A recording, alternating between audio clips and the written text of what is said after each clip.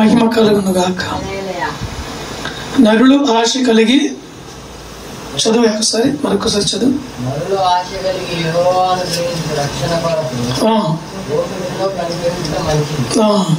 నరులు అనగా మనమే. ఎవరండి? నరులు అనగా మనమే. నరులము ఒక ఆశ ఉంటుంది మనకి. ఆయన చెప్పే ఆశ ఏంటంటే, ఆశ కలిగి యెహోవా అనుగ్రహించు రక్షణ కొరకు ఓపికగా కనిపెట్టండి.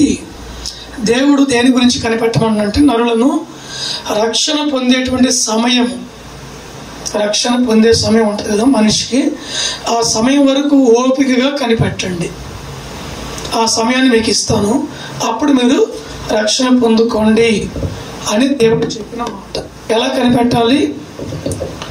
ఓపికగా కనిపెట్టాలి. ఎలా కనిపెట్టాలండి మనం? ఆ ఓపిక ఉందా ప్రజల్లో? ఒక్క పావు గంట కానీ వాక్యం ఆలస్యమైతే మనిషిలో విసుకొచ్చిద్ది అని చెప్పి బోసదీసిద్ది. నేను అంటున్నానని ఎవరిని విమర్శిస్తున్నాం అనుకోవద్దు. మనం ఆరోగ్యం బాగాలేకుంటే హాస్పిటల్కి వెళ్తాం. ఒకరి గురించి కాదండి, నన్నే అనుకోండి. హాస్పిటల్కి వెళ్తాం ఆరోగ్యం బాగా లేకుంటే. డాక్టర్ గారు ఓపి రాసుకుంటాం, 200-300 పెట్టి రాసుకుంటాం. ఆ కుర్చీలో కూర్చొని కొలువు తీయాలో లేదా? డాక్టర్ గారు అపాయింట్మెంట్ తీసుకోవాలంటే కుర్చీలో కూర్చొని ఓపికగా ఉండాలి. గంట అయింది పిలవలేదు, 2 గంటలైంది పిలవలేదు, 3 గంటలైంది పిలవలేదు, అయినా కూర్చుంటావు లేదా? లీటర్ బాటిల్ నీళ్ళు తెచ్చుకోవడం తాగుతూ కూర్చుంటాం అలాగే. ఎందుకని?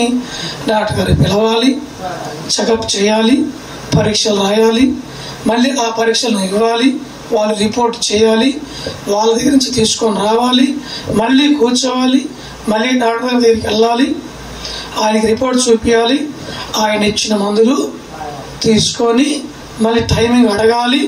ఎంత టైం పట్టింది? ఉదయం 9 గంటలకు వెళ్తే సాయంకాలం 9 గంటలకు వస్తారు. అవునా కాదా? అంత ఓపిక ఉంటుంది మీకు?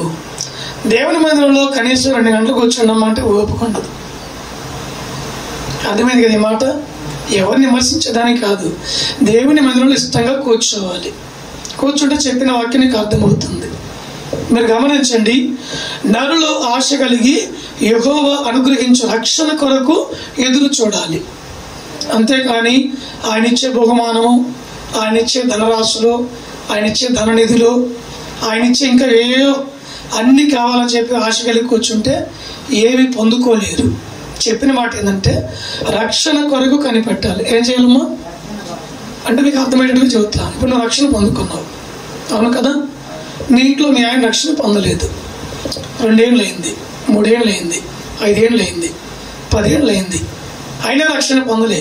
ఎన్ని మార్లు కన్నీళ్లు కార్చావు, ఎన్ని రోజులు ఉపవాసం ఉండి ప్రార్థన చేసావు. అర్థమవుతుంది తల్లి?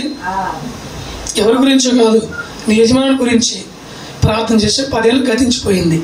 నీకేమనిపించిందంటే, 10 సంవత్సరాల ఓపికతో నేను ప్రార్థన చేశా, ప్రభుకు నా భర్తను అప్పగించా, అయినా నా భర్తకి మార్పు రాలా.